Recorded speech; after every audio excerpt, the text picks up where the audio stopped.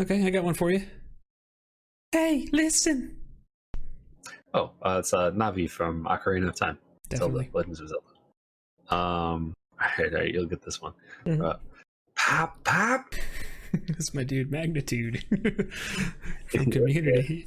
Absolutely. Yep. All right, one of my all-time favorites. When 900 years old you reach, look as good. You will not. It's Yoda. Of course it's Yoda from Star Wars. It's classic. He's great. Pretty good. Okay. All right, I can't yell, so it's not going to be as great. But you shall not pass. That done just sent a shiver up my spine, Josh. That's Gandalf. Yep. This is another good one, I think. This guy, he said, "I'm here because I was told there would be a waffle." What's Barry Kripke? I think is his name from Yes. from Big Bang Theory. Big Bang Theory. Yeah. That was very good. Okay. All right. You know nothing, Jon Snow. Oh, come on. That's Ygritte from Game of Thrones. Yep. Yeah. Oh, yeah. All right. This is a cartoon character. You'll get this, though. Right? Okay. It's Quagmire, Family Guy. Mm-hmm. All right. How about this? This last one? Whether we wanted it or not, we've stepped into another cold open from JNJtabletop. This week, we're talking about NPCs. Commander Zavala.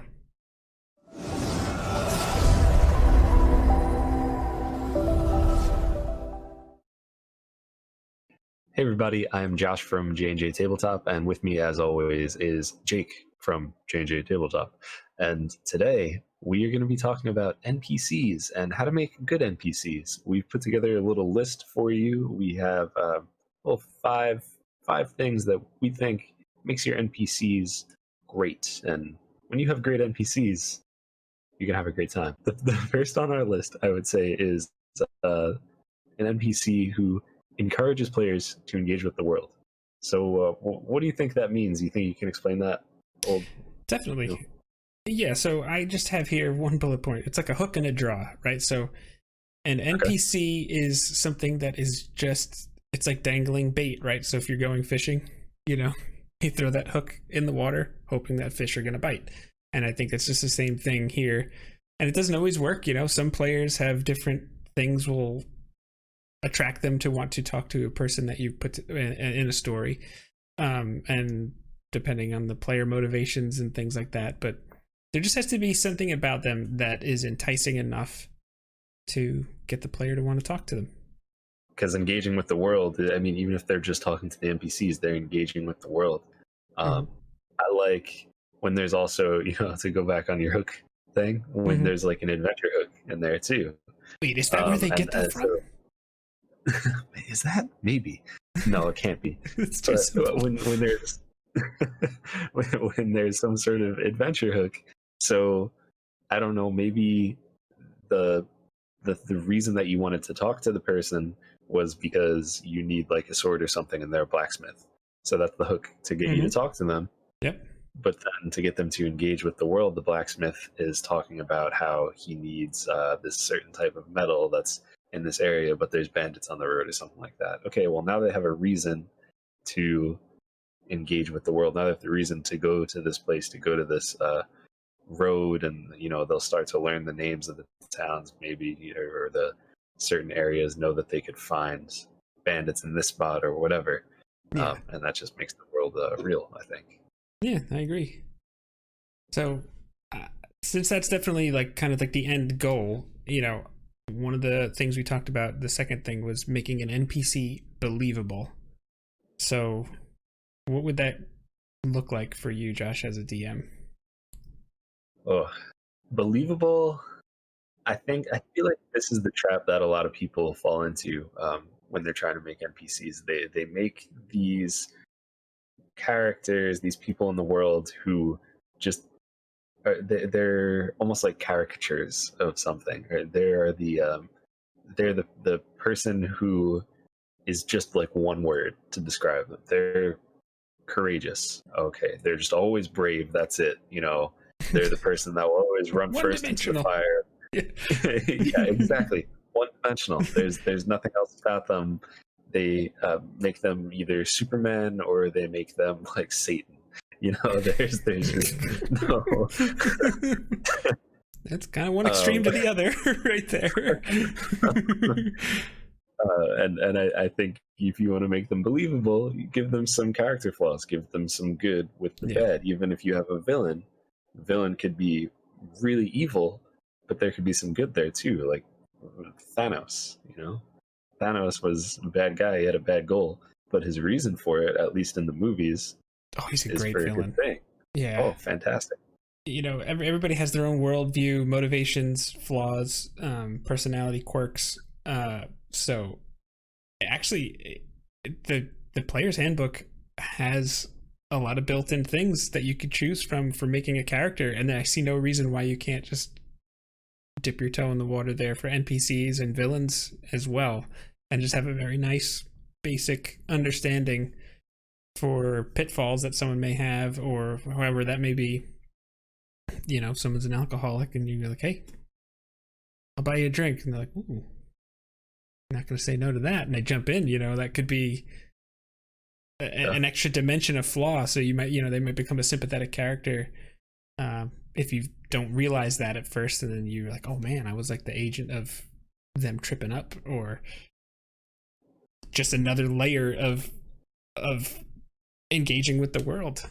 So yeah, because they now believe that this character had a problem and they caused them to stumble in that problem. How are they going to engage with the world to fix that problem? I love that. That was a great example. Maybe they missed their kids. I can't think of a fantasy baseball game kind of a thing. Maybe they missed their kids' game. Yeah, there you go. They missed their kids' bar mitzvah. I like that. I think the next thing in our list would probably be outrageous. If you want to make a great NPC, they don't always have to be outrageous, and it might seem like this is at odds with believable, but there's outrageous people in the real world.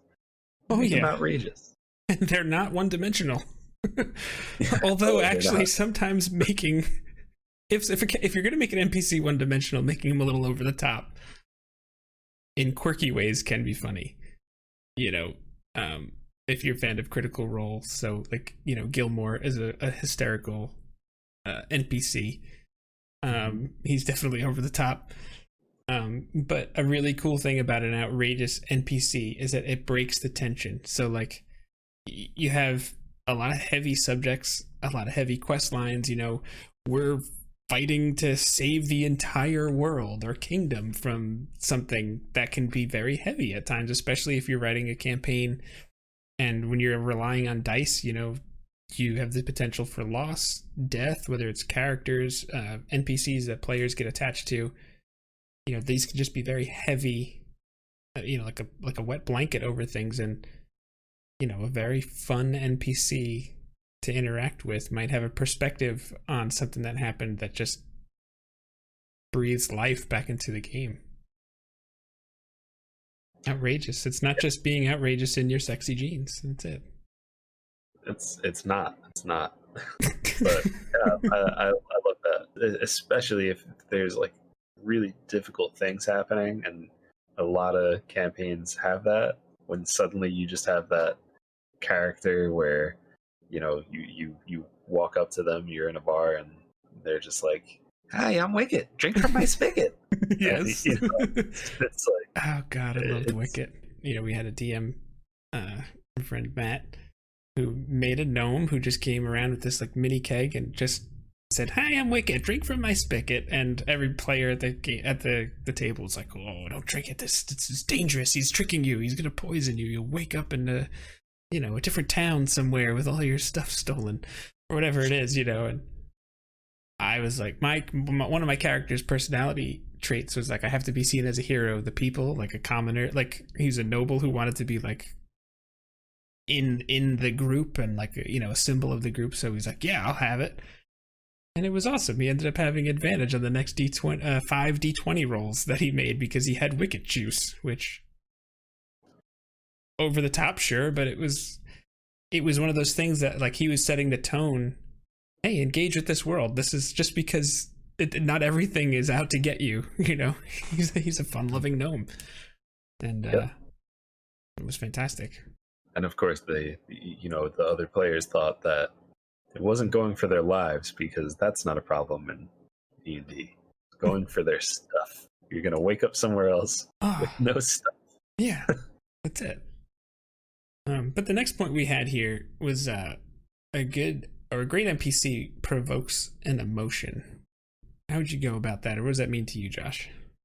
That's such an important one, I think. Mm-hmm. There's so many ways you could go about that. You know, whether you're in a town and maybe there's like a Gaston there, just this arrogant jerk. A bunch of people like him. He's got a following. Yes. And you know, if you're playing like the tavern brawler or something like that, you know, he's gonna get pissed off, and somebody else is trying to be stronger than you. You're gonna engage with the world and try to fight them or whatever. But anything that makes provokes an emotion, whether it's like going into a town and seeing like slavery or racism, or those are kind of tough themes, especially now. But just anything that it's if they're not treating someone right, it's gonna make you and the other players angry. And you're gonna want to interact with that part. Yes, exactly. Yeah, or even just like sadness, like what you said in I don't remember which point it was, but what you said when maybe that person's an alcoholic, right? Now they're having family problems because of something the players did, or even if it wasn't something the players did. Well, they're going to feel bad about that. It's going to provoke an emotion out of them. Yeah. And it's going to make them engage more. Yeah, and like I thought you presented a nice wide berth of emotions. You know, it can make them angry, it can make them sad or guilty. The example from before with Wicket, it could just make you smile. Like I just want to talk to Wicket. I don't know, some people because people in the real world are like that. Some people make you happy. That's why you hang out with them. And it goes back to being believable, which goes back to makes you want to engage with the world. It's just, they all kind of connect. Yeah. And there's one more thing with provokes an emotion is there's something that someone said to me once, and it's probably just a common thing that people say, but it's like you're oftentimes, almost always, you're going to forget what they said, but you're never going to forget how it made you feel.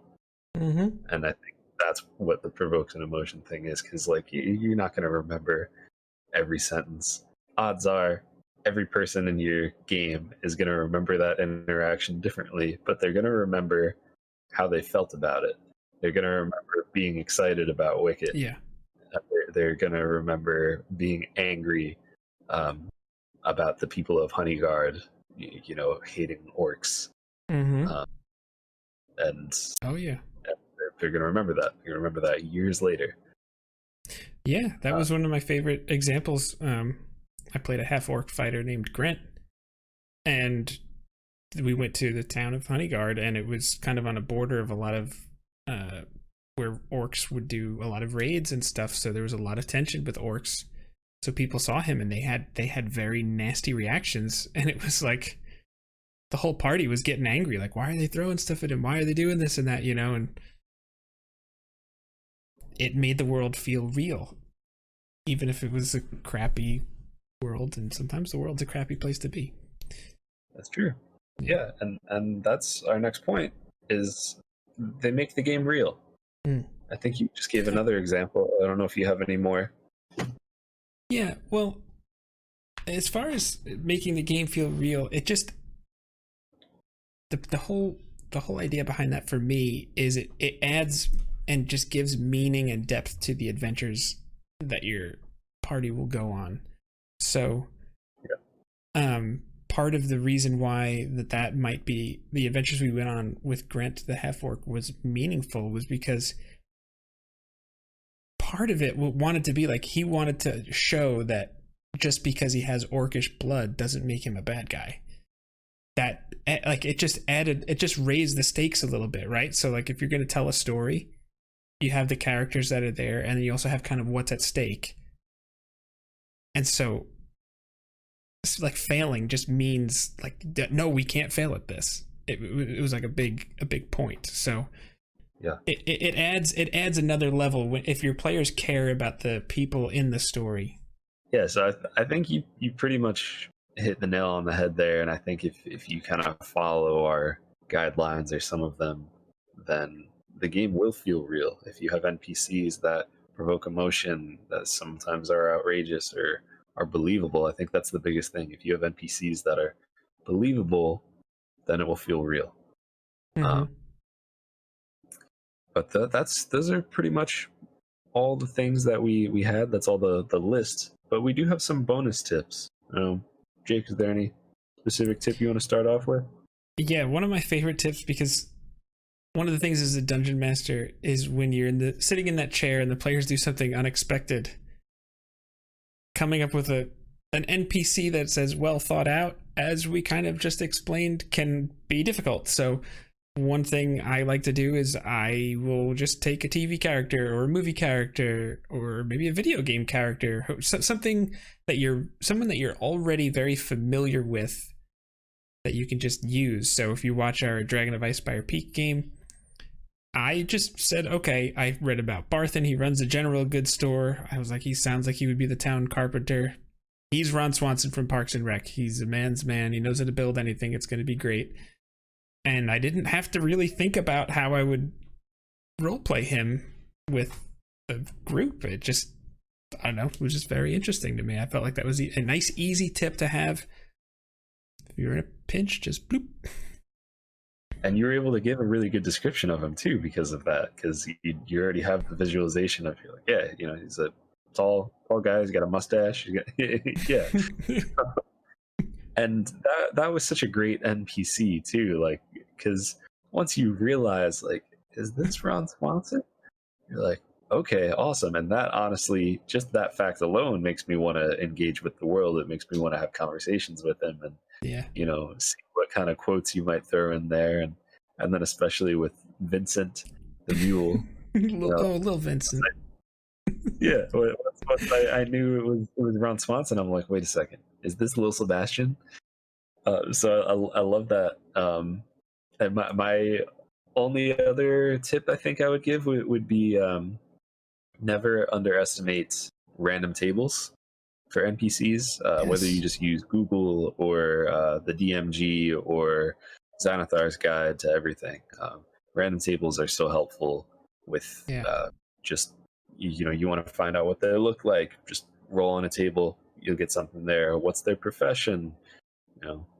Just Spartans, what is your profession? I don't know why I wanted to say that, but you could get, what does their voice sound like, what are their motivations, all of these sorts of things you could find on a random table. And if you have a homebrew world, make a table for where they can be from. You could really, really get in depth with it. And the other thing is, just you don't have to get crazy with it.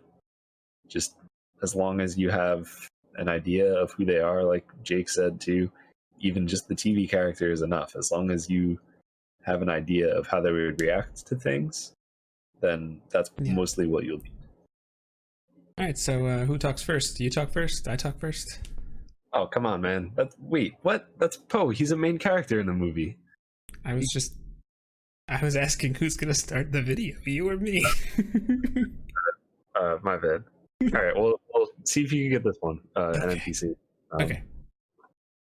The same thing we do every day, Pinky. Make up a plan to take over the world. The brain? Yeah. Also a main character. Oh, shoot, you're right.